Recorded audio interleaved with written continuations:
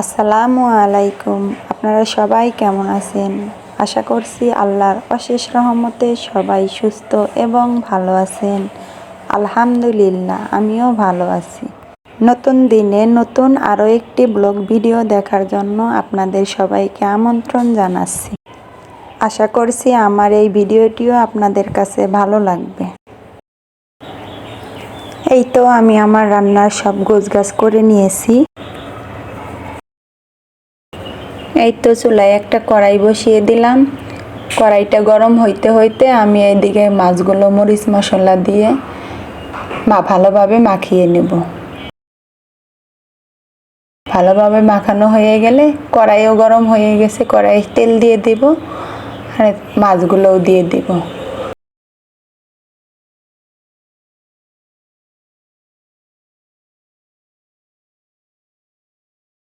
মাছগুলো উল্টে পাল্টে ভালোভাবে লাল লাল করে ভেজে নিব। এই তো মাছগুলো লাল লাল করে ভাজা হয়ে গেছে, উঠিয়ে নিলাম। আমি ওই কড়াইতেই আমি আর একটু তেল দিয়ে দিব। তারপরে মরিচ পেঁয়াজ ভালোভাবে ভেজে নিব। পেঁয়াজ কুচিগুলো দিয়ে দিলাম। পেঁয়াজ কুচিগুলো দিয়ে ভালোভাবে নেড়ে চেড়ে নিব। ভালোভাবে নেড়ে চেড়ে ওর মধ্যে আমি আদা রসুনের পেস্ট দিয়ে দিল। আদা রসুনের পেস্ট একটু ভালোভাবে ভেজে নিব কাঁচা গন্ধ যাওয়া পর্যন্ত। ওর সাথে আমি কাঁচামরিচ বাটা দিয়ে দিব। মরিচ বাটাটাও আমি ভালোভাবে নেড়ে চেড়ে নিব। অল্প একটু পানি দিয়ে শুকনা মশলাগুলোও দিয়ে দিব। শুকনা মশলাগুলো দেওয়া হয়ে গেলে ভালোভাবে কষিয়ে নেব তেল উপরে ভেসে আসা পর্যন্ত। কার্পু মাছ আর জালি কুমড়োর তরকারি। এইভাবে আপনারাও জালি কুমড়ো আর মাছ দিয়ে রান্না করে টেস্ট করতে পারেন।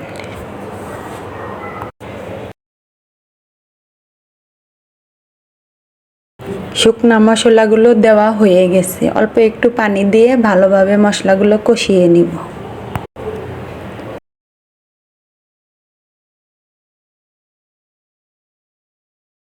কষানোর সময় একটু পরে পরে ঢাকনা খুলে লাড়া দিতে হবে, নয়তো নিচে লেগে যাবে।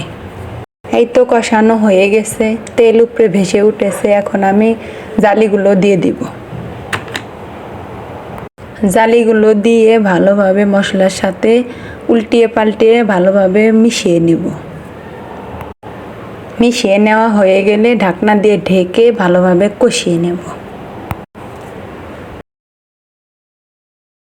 কষানোর সময় একটু পরে পরে ঢাকনা খুলে লাড়া দিতে হবে, নয়তো নিচে লেগে যাবে। এই তো কষানো হয়ে গেছে, এখন আমি ঝোলের পানি দিয়ে দিলাম। ঝোলটা একটু আমি ঝোল ঝোল রাখবো, তো তার জন্য পানিটা একটু বেশি করেই দেব। ঝোলের পানি দেওয়া হয়ে গেলে ঝোলটা ফুটে ওঠা পর্যন্ত ভালোভাবে রান্না করব।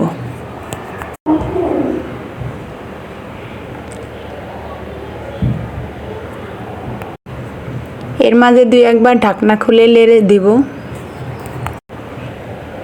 এই তো আমি মাছগুলো তরকারিতে দিয়ে দিলাম। কার্পু মাছ আর জালি কুমড়োর তরকারি। প্রায় আমার রান্নার শেষ পর্যায়ে। আশা করছি আমার রান্নাটা সবার ভালো লাগবে।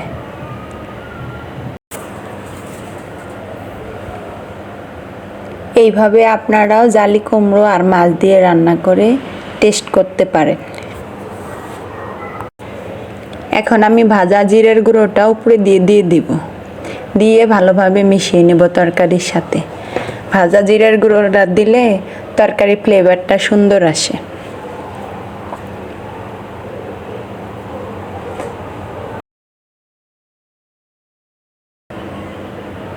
এই তো আমার রান্নার প্রায় শেষের দিকে।